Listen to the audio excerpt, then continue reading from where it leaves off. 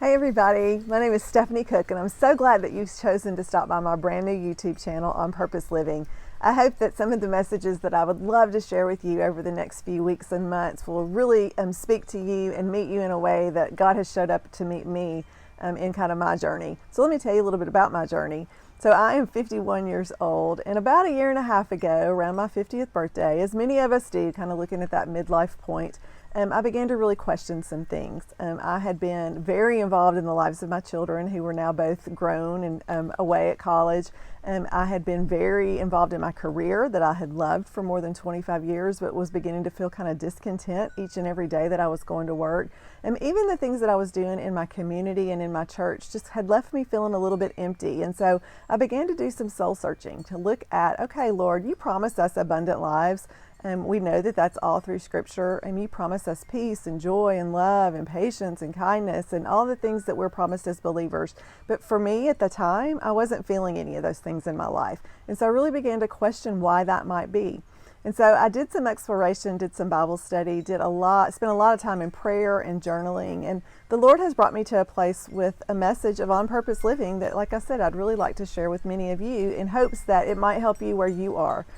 As I looked at Scripture and I looked at from beginning to end the love story that He gives us, what I found so often, and it's not a surprise to any of you, I'm sure, is that He used really ordinary people to do extraordinary things.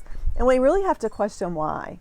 If we know that God's the creator of the universe, He creates each and every one of us uniquely and wonderfully, fearfully and wonderfully made in His image, why does He choose to use us? Why does He allow that to happen? And I think the answer is because it's a blessing to us. I think when we live fully in who God created us to be, we are more abundant. We feel more purposeful.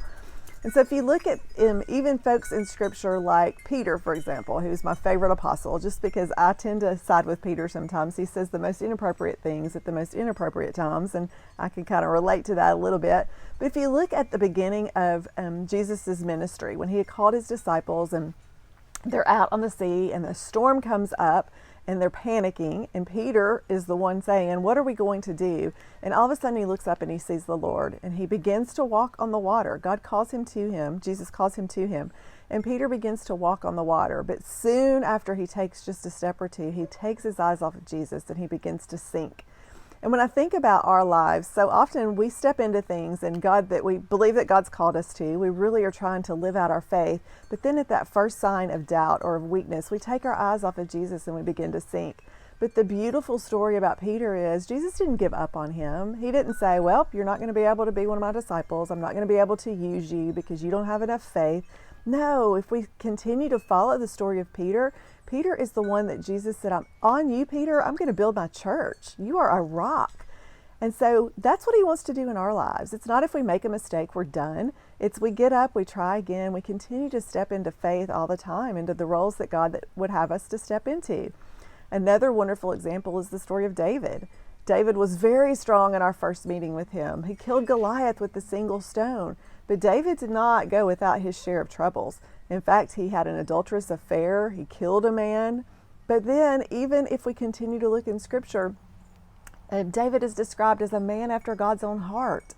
So again, Jesus is not looking for perfect people to be a part of His ministry. He's not looking for us to have perfection or to always get it right. He's looking at us to continue to be faithful. So I wanted to share out of Paul Tripp's New Morning Mercies, which is a wonderful devotional book. I love it so much. But even just this morning I was reading, and he talked about kind of our roles. And it says, God is not satisfied with informing you about the work of His kingdom. He transforms you to participate in the work of His kingdom. And to me, that's what on purpose living is, that we get to participate in what God's doing and what He's got going on. And further down in the devotional, I wanted to read this sentence to you because it spoke so much to me, and I think it will to you as well. You have been called to be the look on His face, the tone of His voice, and the touch of His hand. You are to represent His presence and His love. You are placed where you are to make His mercy and faithfulness visible and concrete. And I don't know about you, but 2020 has been a really weird year. And a lot of times I've said, okay, God, why am I here? Why am I in 2020? Like, why did He not choose for me to be in 1920? Or why did He not choose for me to be in the future somewhere? But He chose for all of us to be right where we are. And there's a reason for that, because He has a purpose for us right now.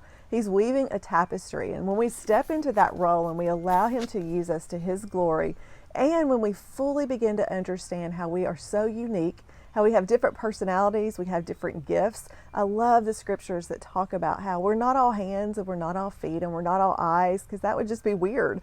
What kind of body would only have eyes or only have hands or only have feet? That would just be a weird body. And so that's not who He calls us to be. He calls us to be however He made us, and then He puts us all together as a body, because collectively we can do far more than we can do individually and on our own. So again, it is my hope through spending some time with me and talking about on purpose living that you will begin to, one, fully accept who God created you to be, and then also step into that role.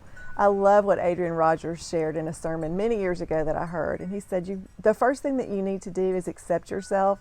The second thing that you need to do is be yourself. And then finally, you need to give yourself.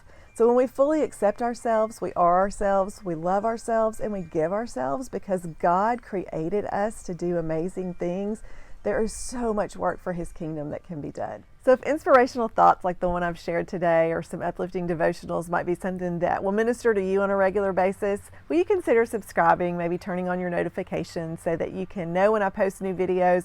My only goal here is really to encourage, to uplift you. I am certainly no theologian, I'm no scholar, but I do feel like from time to time that the Lord gives me some inspiration and messages that I love to share back with people, and things that He's done in my own life that I think might encourage you as well. So if that's you, I hope you'll spend some time with me here, and I can't wait to be back with you again real soon.